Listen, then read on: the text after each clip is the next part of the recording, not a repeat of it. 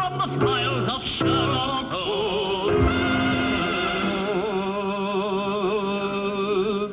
Get off.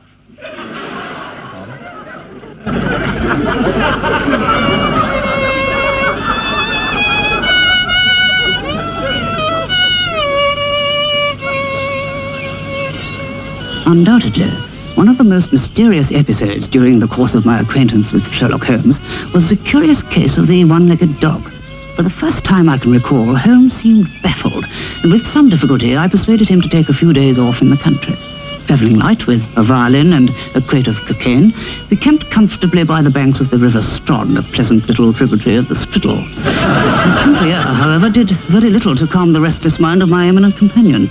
I have never seen the greatest thinking mechanism in the history of Europe so absorbed in the icily calm process of ruthless mental analysis. Who did it? Who bloody did it? Is there Watson, you great, boring, fat toad of a doctor? Do something! I was used to Holmes's erratic outbursts of emotion, caused in no small way by the 3 bottles of an excellent Chateau Loire de la Touche consumed in half before lunch. I resumed fishing with the quiet satisfaction of having been completely humiliated. It was at that moment that something struck me. Tell me, Watson, did you detect the sound of something going... Yes, I took it to be the sad cry of some lonely marsh bird. If I'm not mistaken, Watson, you're mistaken. What you in fact heard was the sound of the trajectory and impact of a small Bavarian hunting knife manufactured in Munich in the spring of 1933 by the firm of Grosselweig and Son. Preposterous! Preposterous perhaps, my dear Watson. But if you examine the left-hand side of your rib cage with particular attention to the gap between your 3rd and 4th ribs, I think you'll find the object in question. Good heavens, Holmes! You're incredible.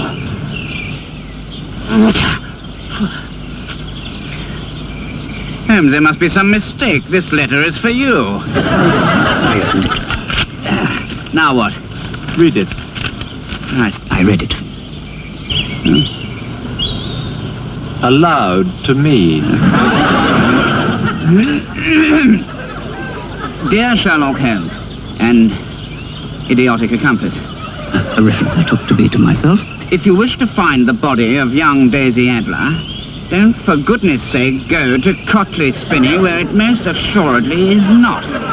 Yours sincerely, a one-legged dog. An immense feeling of relief seized me. At least one hiding place had been finally ruled out. Well, it's a start, Holmes. At least we know we needn't bother to go to Cotley Spinney. Not so fast, Watson. Well, why not? I mean, if there's one fellow who knows where the body is not, it is the one-legged dog.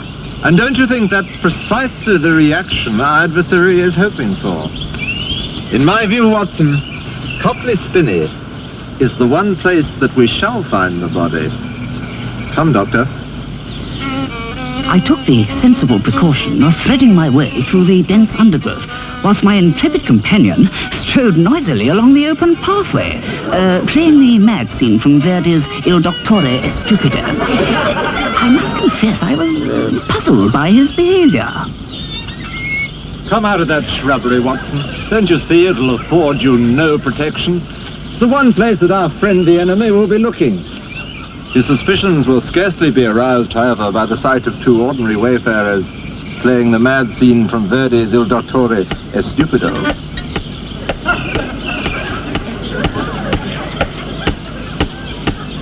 Did you hear the sound of something going? Yes, I think I did.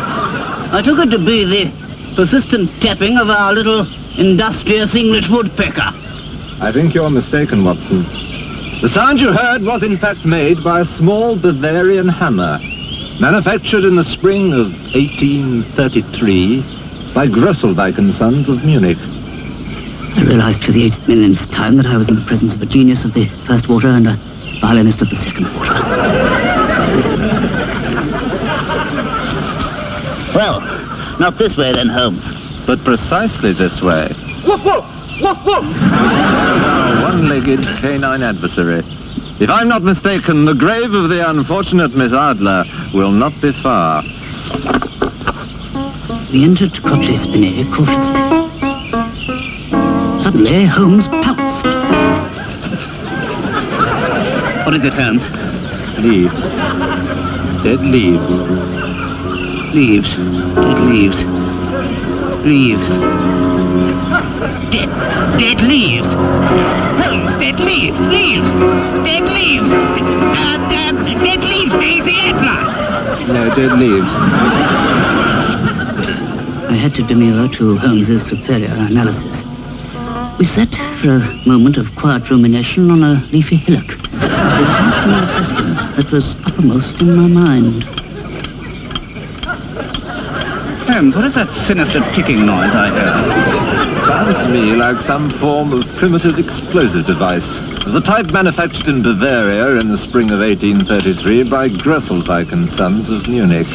Powered, I should say, by a water-driven cuckoo clock, and by the increased tempo of the mechanism, due to explode in approximately 30 seconds.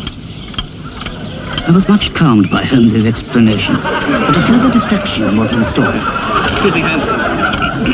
Hello, Dr. Watson here? Oh, I see. Well, look, give her plenty of hot water, and for goodness sake, keep pumping.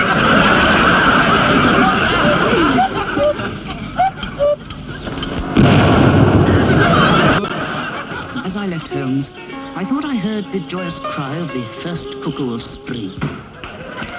Ah, Dr. Watson. Where's the patient, nurse? Through in the Cavell ward. Thank you very much. Patient, in bed, Dr. Watson. Thank you so much. Good heavens, Holmes, it's you! How did you get here? A primitive form of aerial transport powered in no small measure by a bomb. But that phone call, how did that happen? A simple ruse, my idiotic doctor, to get you here in time to introduce our first guests. Now, if I think you look behind the screens to your right, you'll find two persons not totally unresembling the entertainers in question. Good heavens, Holmes! It's Ike and Tina Turner!